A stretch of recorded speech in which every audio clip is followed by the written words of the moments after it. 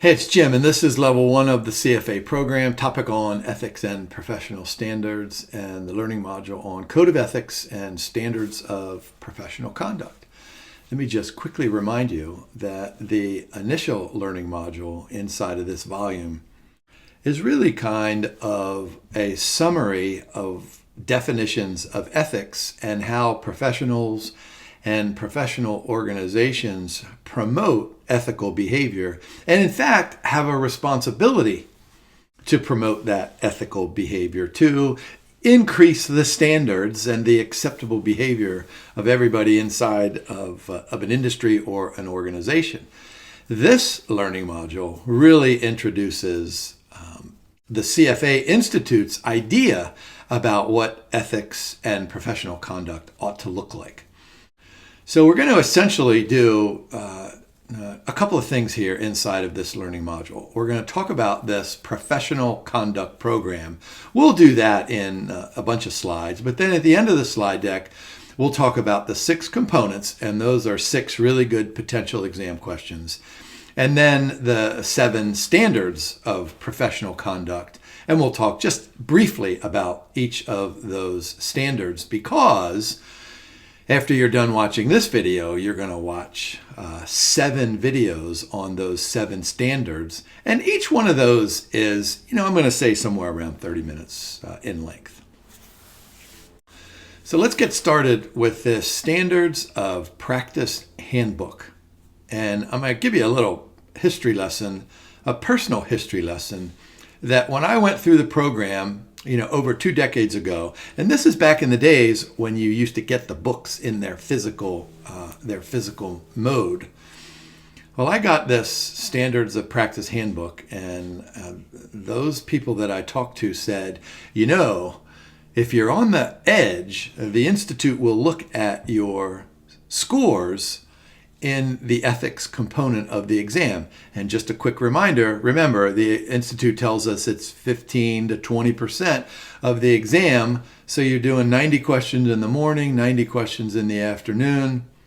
What does that mean? Well, what's 20% of 90? Even I can do that math. So that adds up to be 33 or 36 questions. So I was told, and I'm not sure if this was true back then, not even sure if it's true today, that if you're on the cusp of passing and you get everything right in this ethics, on those ethics questions, that the Institute is very likely to pass you. I'd like to think that that's true, but the important point is that this is a super important component of the CFA program. In fact, what you could do if the Institute, if I were writing these questions from the Institute's perspective, I would reach into all of the other topics that we touch on in the program and extract out a sentence or two and then put in an ethics or professional standards question, which of course the Institute pretty much does. Anyway, my final point of this is that what I did is I carried this handbook around with me all the time. And, it's a thick book. It's this, I don't know how many pages it was. I wish I could show it to you right now, although I don't have it on me anymore because I just recently lent it to one of my students who's going to take the exam in one of these upcoming months. But anyway, my point is that I read this thing over and over and over, and there are a million different mini examples in there. And if you cover these things over and over again, you're bound to get these questions correct. All right, so what's the purpose of the handbook? The purpose for us in general, to answer this in a general question, is that it gives us a really good idea of how to deal with these ethical problems that arise. Now, of course, the explicit reason, look down at that bottom orange bullet point, is this is helping you study for the CFA Level I exam and Level 2 and then Level 3, etc., etc. But I like the blue point in there because, as you guys know, I'm an academic here, connects ethical theory and practical application. All right, so we've got this code of ethics, contains high-level ethical principles, and the standards of professional conduct, which kind of are mini subcases of the code of ethics. The code of ethics, think of it as like the umbrella, and then the 7 standards go underneath the umbrella. Each standard says something like, you have to work hard. You're going to see in the standards of professional conduct, you're going to see the words due diligence pretty regularly. So the ethics up here, the umbrella says, you better work hard. If a client is going to pay you $35,000 to put together a policy statement, well, you ought to do it in more than a Friday afternoon, like some of my students do when they're studying for an exam. I'll go ahead and read that bottom orange point to you because I love that word, interwoven tapestry. Oh boy. Wait till you look at the handbook and wait till you see all of the interwoven tapestries that the Institute presents to us. Now, here's some advice in answering these questions. It seems to me that when you look at the problems at the end of each of these learning modules, the Institute gives you, you have 3 choices when they come in multiple choice format. And so there's one choice that's almost obviously wrong. And then there are 2 choices that sound about right. What you need to make sure you do is read the answer choices very carefully, slowly, and completely. Because the Institute, although I would never accuse them like my students do, accuse me of trickeration, the Institute is not like that. But what they want you to make certain is that you can differentiate with the breadth and the depth of these learning modules. All right, of course, important element of a CFA Institute's education. So these are for current members, for candidates, provides guidance for all sorts of things. I like that word in there, interpreting. What we'll find when you listen to my recordings is the term reasonable shows up pretty regularly. What the Institute is really trying to get us to do is to think as a reasonable individual. Back in the old days, they used the word prudent, and that's a good word, but just be reasonable. I tell my students all the time, answer questions, just put something that's reasonable on your answer sheet. I try to tell my family members, you have decisions. What sounds reasonable? If it's way out there, then it's probably not reasonable. Now, the questions that you guys are going to be facing are definitely that second bullet point there, application of the code and standards in various situations. When you look at this handbook, there are a million questions in there, and each one has a different scenario and then a different application. They're hypothetical but factual. They are fictional. There's almost every question is a member or a candidate unless otherwise stated. I'm not quite sure what that application might be, but they might say something like, oh, here's somebody who works for the SEC. But what we'll find here is that if you work for the SEC, you ought to try to convince the SEC to adopt the CFA code and the standards. Yeah, examples are not intended to be all-inclusive. This is a problem that I got, especially when I first did this back in level 1. When I looked at the question stem and then looked at the choices, I remember thinking to myself, well, all 3 of these choices sound reasonable.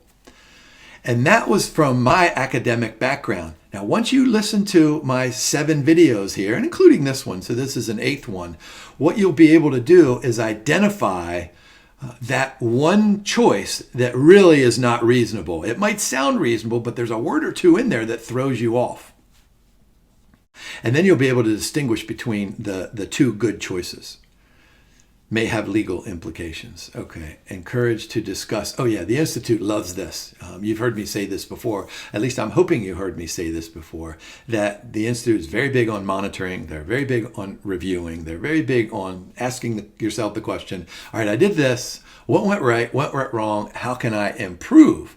Now, what that means is that you don't really want to do this all on your own. Just talk to people around you, your supervisors, your colleagues. As you go through the CFA program, you're probably going to meet people maybe on social media, or maybe you meet people while you're taking the test. I do have a funny story. I don't even know if I'm allowed to tell this, but I took the level 1 exam, 100 years ago.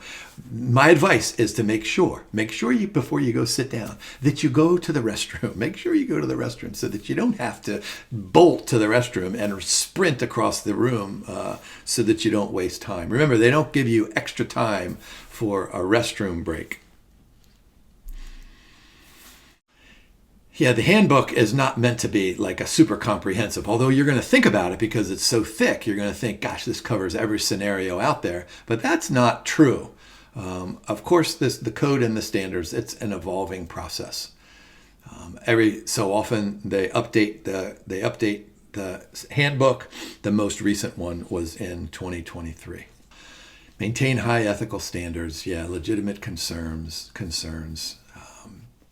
Yeah, this is what I think. If you when I introduce myself or I say something to people or they see some kind of document, I have my name and I have a comma and I have PhD after it and then I have CFA after it. That's an appropriate use. And while my PhD program took lots and lots of time and tremendous amount of effort, that was full time. I was able to complete the CFA program in part-time, which was what you guys are trying to do because, you have jobs, et cetera, et cetera. But you're going to be very proud when you can put those 3 letters after your name. I promise you. And the Institute knows that. And that's why it's making you do all of this work, because they want to make certain that you have lots of competence. We'll talk about that in just a minute. And that you have these high ethical standards. Now, this 2023 revision included just a handful of changes. Standard 1, they added competence. Standard 2, they added something about disclosures. And standard 6, they added avoid or disclose. Now, it's not like this wasn't a part of the program beforehand, but now it's a point of emphasis. So we have a couple of slides here on what these changes are, but for now, I'm not sure you need to know these changes because I will talk at length about them when you watch those recordings.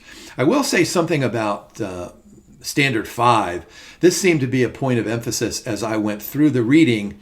And, I have the benefit of being able to look at the old reading and then take a look at the new reading, and I can see the difference. But the point of emphasis now inside of this Standard 5 is communication and disclosure with mostly face-to-face clients. So when you're facing a client, you need to make sure that you disclose not only all of your costs, but also costs associated with third parties or external research or just talking to your cousin Ed. Make sure that you emphasize the disclosure of those costs. Also, Standard 6 with the disclosure of conflicts. This is an obvious thing. The best practice is just to avoid the conflict of interest. But the Institute doesn't want you just to go stick your head in the sand and sit in the corner and say, oh, I'm going to have a potential conflict of interest, therefore I can't do anything. And the Institute recognizes that you're going to be faced with these, but the Institute is calling on you to rise above that conflict. If it's a massive conflict, then you need to avoid it, right? Just if you're a board of directors, just remove yourself from something. But you're going to have minor conflicts of interest, and just make sure that you disclose those.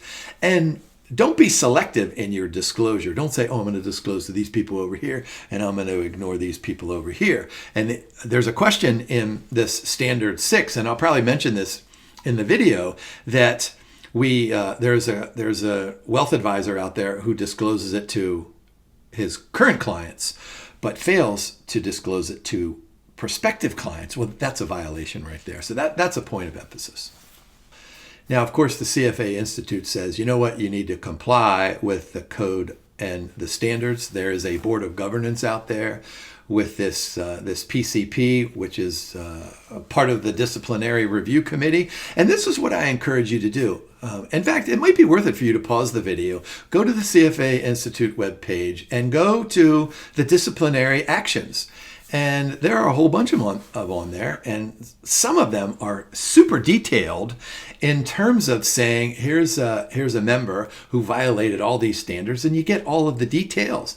In fact, now remember, the Institute says that all of their questions on the exam are fictional and they're based on facts, but those actual cases are probably good general kinds of ideas about what members and candidates have done. One of the things that I will tell you that's relatable to your exam is that the Institute will say to its proctors, look, when the exam is over, the exam is over. So you have to make sure you put your pencil down when the exam is over. Now, of course, there's electronic testing out there, so I don't know that you'll have that opportunity, but just make sure that you don't go overboard, because that's a clear violation. Now, the next question, and this is probably a good idea for you to know for the exam, is the simple fact that there are lots and lots of ways for unethical behavior to show up somewhere out there that the Institute becomes aware of it. Of course, there's self-disclosure, and this is what the Institute recommends. They recommend that you say something like, hey, you know what? This is what I did. I'm not quite sure if I violated. I talked to my compliance department. I talked to my colleagues. And of course, you don't have to do all that because of confidentiality, but it always makes sense to try to make sure that you are aware of what the ethical issue is, self-disclosure. So, hey, what do you think about this? Now, there can be written complaints. One of your colleagues or competitors could say, hey, you know what? I saw Jim over there the other day, and he was doing this and this and this, and this is a clear violation of Standard 1 and 3 and 7, et cetera, written complaints. But it can also come through public sources, such as media articles. And so this is a great question. And you'll hear me give this example in one of those future videos. I remember years and years ago, watching an NBA game, and there was a big fight on the game. And one of the guys who was in the fight, he went over to the scorer's table and laid down on the scorer's table. And some of the fans threw beer on him, or popcorn, or a chicken sandwich, or a tuna sandwich. I forget exactly what it was. So this dude gets up and they have a big fight with the fans. And I thought, you know what? What if that fan held the CFA designation? Now, of course, the fan is there just cheering like a regular person, and there was no financial advice given. There was no investment recommendation. There probably wasn't any conversation about wealth management at all. However, this fan, had he or she been holding the designation, acted in an unprofessional manner, so that when it gets on the newspaper, they say, oh, hey, there's Jim. He was in the stands. He threw popcorn. He got into a big fight. Oh, and by the way, he holds the CFA designation. So there's the public sources. There's the reports submitted by proctors on exam day. Make sure you follow all the rules. I remember being super nervous. Was I allowed? How many calculators could I have? And I was a big, and still am, the 12C. That's what I use. And so make sure the calculator has batteries in it. Make sure your pencil has lead in it. Make sure. So make sure you know all those details. And then, of course, you're not allowed to leave the exam and put some questions on social media, because you have people taking it on the East Coast, so you could have somebody go in and just memorize all the questions, and then social media publicize it out to all the people on the West Coast. I'm talking about, of course, here in the United States. So yeah, that's no good. All right, so what's going on here when an inquiry is initiated? And this is probably a good exam question as well. There are a couple of conclusions. There can be no disciplinary sanction. There can be an issuance of a cautionary letter, and there can be actual disciplinary measures. So this is another reason why I wanted you to go to the CFA Institute webpage and just casually read, just 2 or 3 of these, so you see the violation, you see what the Institute thought about that violation, and then you can see the disciplinary action. And what you can do is you can accept or reject them. In fact, there are multiple cases in there under which the member or the candidate doesn't respond at all. And so if the member or candidate doesn't respond at all, which means they're not defending him or herself, well, then the institute, has no other choice but to say, well, you know what, we're going to preclude you from using the designation anymore. So there's public censure, there's suspension, prohibited from using the CFA the CFA designation, and revocation of the charter in serious cases. All right, let's talk about the adoption of the code and standards. So when you, after you pass when you sign up, when you register for level 1, you sign this thing saying, I will adhere to all of this stuff. So it applies to members and candidates inside of that CFA program. But I promise you, after you pass level 3 and you fill out that form every year, you're going to think to yourself, man, I did it. Hopefully you can say, you know what, Jim contributed 2 or 5% to my success. I hope you don't say, boy, if it wouldn't have been for Jim, I'd have passed a long time ago. Now, this is what's happening. I'm guessing that many of you work in firms where there are lots of those who hold the designation, and there are those of you who work in firms, and you'll be the only one. So either way, the CFA Institute is hopeful that every firm out there adopts the code, because what this is going to do is this is going to elevate the profession so that when people think of wealth advisors and financial analysts and all those little subcategories of job descriptions, that they say, hey, you know what? I look up to those people. I mean, this is a hard thing to overcome, especially after the financial crisis of 2008. And those of you who watched that great movie, The Big Short, I read the book before I watched the movie. But you come away from that movie thinking that, man, do these people have any ethics? All right, so that's what we're trying to do here. And there's a good orange box down there. We are claiming compliance. Now look down at the very bottom. This is what I was saying, that the ultimate goal is that we have strong global capital markets. What do strong global capital markets mean? Well, let's look up at the top. Markets are fair. What does that mean? That means that when you go to the New York Stock Exchange or you go to the Jakarta Stock Exchange, that when you pay a price that that reflects all relevant, material, publicly available information, a fair price. The markets are transparent, which means that, let me call your attention back to a couple of lessons that we learned throughout the program, security market line and capital market line and the efficient markets hypothesis from Eugene Fama back in 1965, where if you do all this work, due diligence again, that the compensation, the reward, must be linked to the risks taken. Now, of course, the Institute is aware that there are governments and government bodies and agencies and just organizations and all sorts of people out there that are going to have laws and regulations and rules. These are important, but they establish that ethical foundation. So this second little curved arrow point, that swings back to what you learned in the first module inside of this topic. Culture of ethics, that makes perfect sense. And at some point between me entering the program and just now, the Institute added language that said something like, hey, we want to make sure that we benefit society at large. That is part of one of the 10 questions that are at the end of this learning module. And when you read that, you'll think, hey, you know what, Jim told me about that. There's that ultimate benefit of society. Again, we want political, social, financial stability inside of the society. For financial society, a stable financial society, what that must rely on is this concept of efficient markets hypothesis and efficient global capital markets. Let's go back to our corporate finance learning module, where what does a business do? A business borrows money on the right-hand side of the balance sheet. It uses those proceeds to invest in assets that are going to generate a product line or service. What does that do? Promotes entrepreneurship, innovation, and of course you have to employ people, improve standard of living. So you get the sense here that ethics is kind of like at the bottom.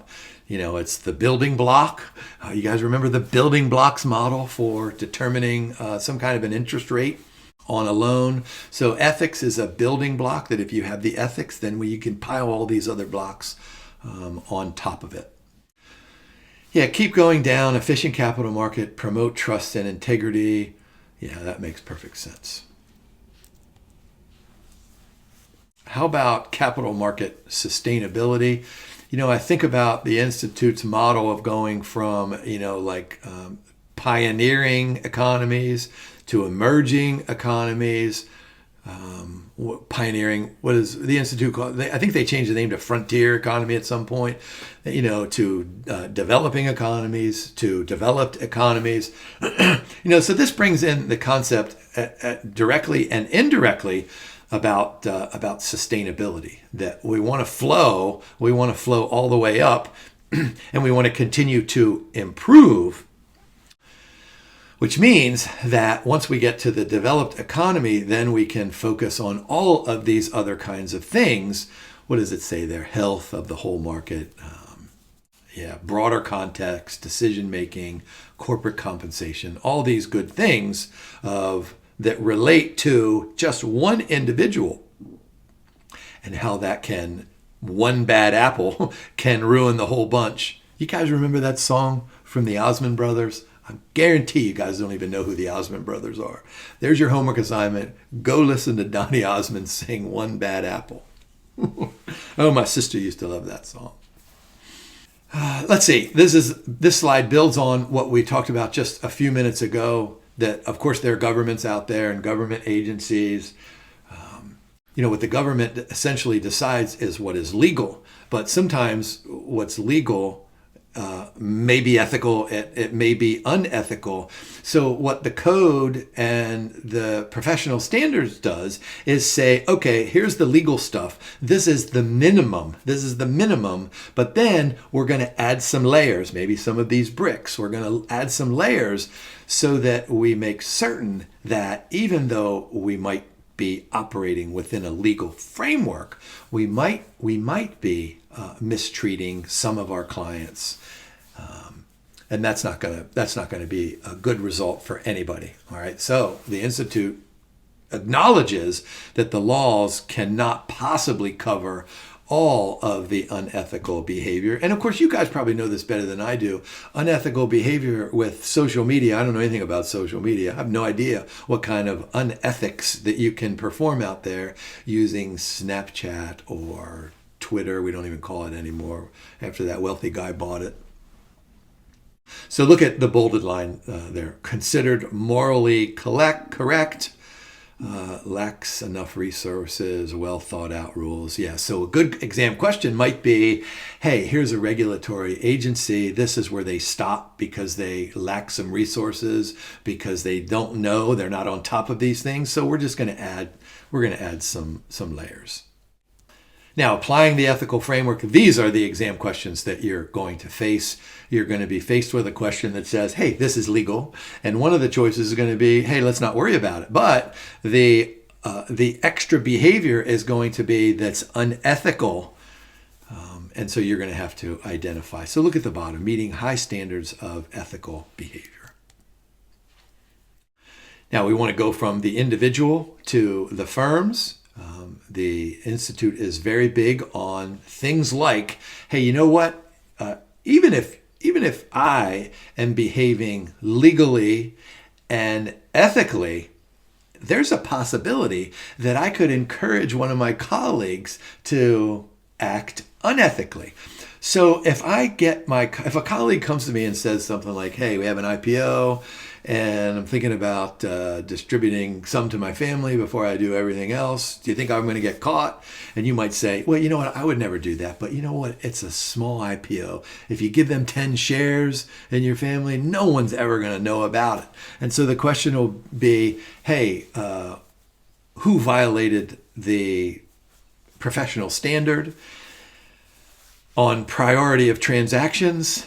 The obvious one is, this colleague. That's an obvious. But I violated because I encouraged unethical behavior.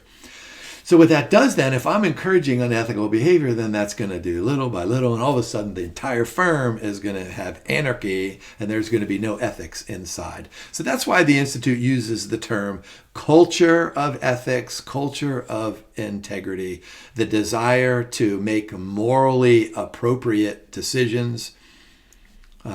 This makes sense. What the Institute wants us to do is say something like, you know what, we think the firm should adopt these standards.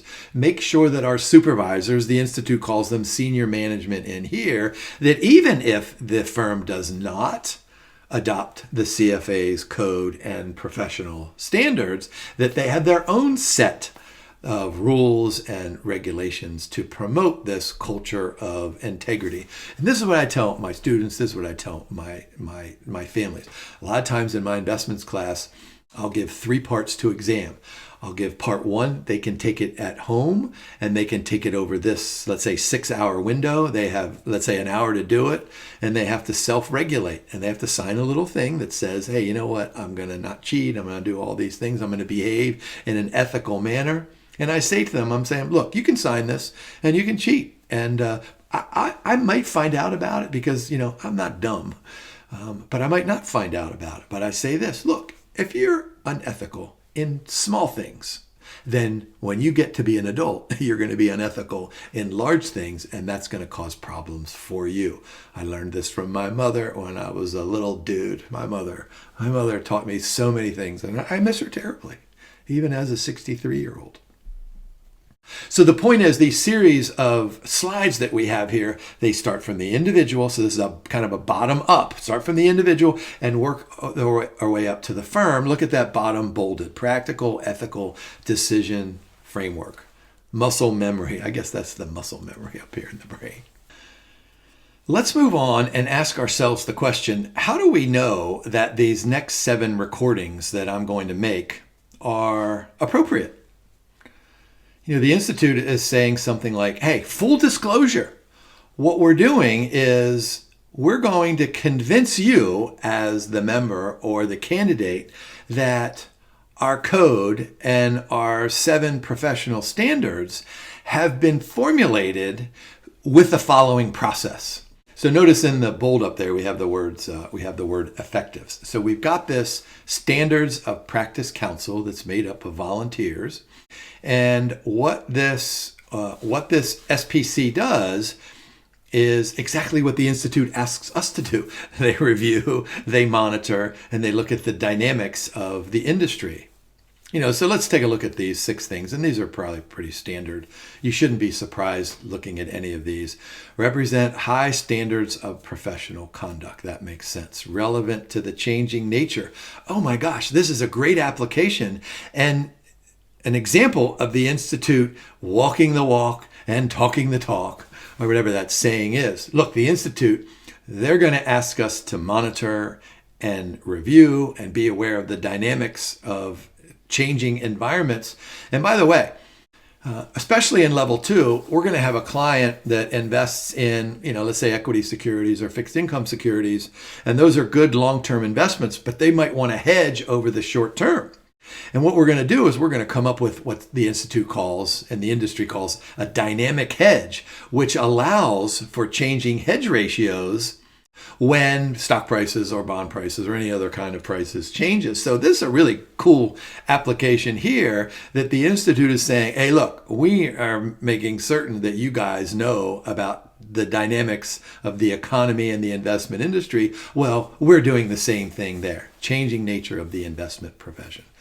Globally applicable, of course, comprehensive, practical, and specific. Enforceable, that's a good one there, because if you say something like, you know what, you're not allowed to do this, and the Institute has no idea that you're doing that, and there's no way that they can determine that you've done that, and they can't enforce it because of some other reason out there. So it has to be enforceable. And then this is relevant for you guys. It's testable for the CFA program. All right, so here are these 6 components of the Code of Ethics. And you're not going to be surprised by any of these words here. act with integrity, competence, diligence, respect, and in an ethical manner. But what does that mean? It means we're dealing with clients and prospective clients. I talked about that just a little bit ago. We're going to have professional standards that relate to the employers. We're going to have that relate to prospective clients and clients. We're going to talk about our colleagues. We're going to talk about other participants. But then notice that first word there, the public. This goes back to my example of showing up at a basketball game.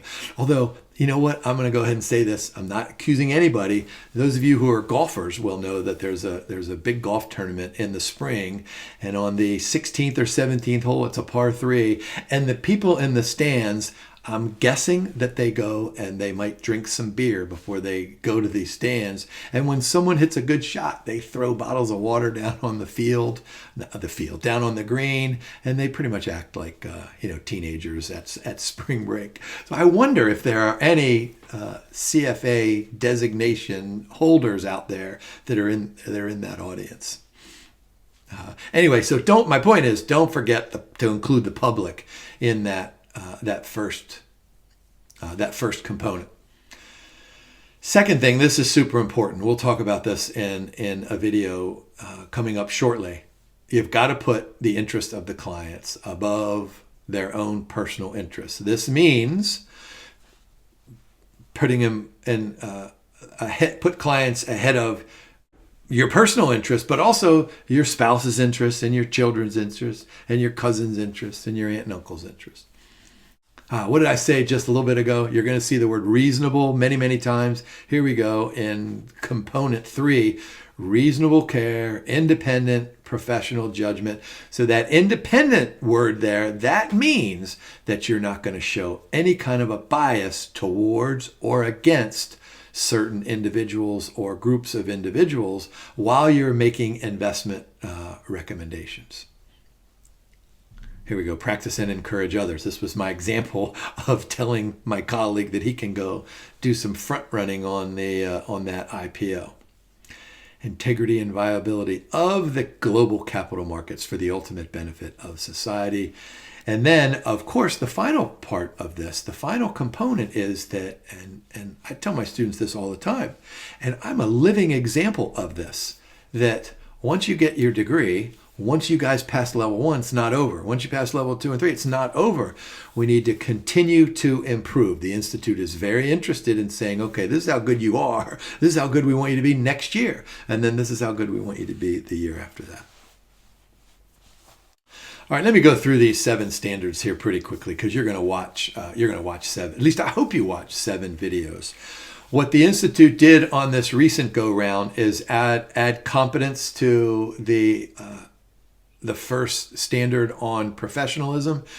And please don't think that the Institute before this edition was allowing its members and candidates to be incompetent, but it felt necessary to go ahead and add competence. And that's what we're doing here in levels 1, 2, and 3. We're going to learn about the Black-Scholes-Merton option pricing model. We're going to learn about collateralized debt obligations. We're going to learn about mortgage-backed securities. So we're going to increase our skill level. We're going to increase our competence. Note at the bottom, there we go, next 7 videos. Duties to clients. There we go. B, fair dealing. This is what I was talking about with the IPO. The C, this is a super important one. The Institute is very big that if you got 10 clients, one portfolio is probably not suitable for all 10 of those clients. You guys know this, that I never try to guarantee questions on the exam, but I do know the Institute really emphasized this idea of confidentiality. So make sure that you keep good records and that you are aware of all the confidentiality. Duties to employers. The big thing here is that the Institute doesn't want you to leave your employer and take all of your records with you and all of your clients with you. Now, you can do this if you ask for permission. You can say to your current employer, hey, I'm going over here. Can I take these 7,000 clients with me? And they'll probably say no. And you're also going to find that you're going to have some consulting jobs out there, so additional compensation arrangements. And what's going to happen there is that the Institute is going to say, look, they don't want you to not take that job over there as long as it's not in direct conflict with your current employer, but you just make sure you disclose it. Investment analysis, there's the diligence word that I was telling you earlier. Record retention, I just mentioned that. The conflicts of interest, the Institute has always said to disclose the conflicts. And now the point of emphasis is, you know what? If you can avoid it, then go ahead and avoid it. So you got to make up your mind, this is what I did earlier in the slide, right? Is it a massive conflict? You need to avoid it. If it's a minor conflict, then just disclose it and do your best to make sure that you adhere to the code and all of the standards. And then the last one, responsibilities of a member or a CFA candidate. And this is the use of the designation. And so if you get a question on the exam where you say, hey, here's Jim, and this is how he tells everybody about his credentials, and it says Jim, PhD, C.F.A, throw that one right out. All right, that takes us through this. I had fun making this one. We're going to have really extremely detailed videos over the next 30 minutes or so. So my recommendation is for you to set aside some time where over, let's say, a 3 or 4 day period, you can watch all 7 of those videos. I can pound this all into your brain. That's probably not a good word, pound. How about I can transmogrify into your brain? For those of you who ever read Calvin and Hobbes, there's your homework assignment. Go read Calvin and Hobbes. But what I want you to do now, there are 10 questions at the end of this learning module. I want you to go whiz through those 10. I guarantee you can make 8 or 9, at least 8 or 9, if not all 10, based on our conversations just now. But then what I'm going to ask you to do after each of the 7 learning modules, I'm going to ask you to go and work on the 49 or so questions that are at the very end of that learning module. Now, of course, after you watch the first video, you'll only have 1/7 of the material, and you'll get a bunch of them wrong. But as you go through each one, I want you to learn and learn. And after you watch the 7th and you go through the 7th, you'll probably get all 49 of them correct. So this is my way of encouraging you to study like I did. Back in the old days, I told you I got the handbook out and I kept reading these examples over and over again. So if you go through these 7 times, I think you'll be prepared. Now remember, we don't have any idea what you need to pass, but I think if you go over those and you know those 49, you'll be able to hit 70%. Nobody knows if 70% is the passing rate, but I'm guessing if you get 7 out of 10 questions right, that sounds an awful lot like a pass to me. But then again, I'm just a humble professor here trying to help you guys pass. So I'm done babbling there at the end of this recording. So hey, thanks for watching and have a great day. Good luck studying.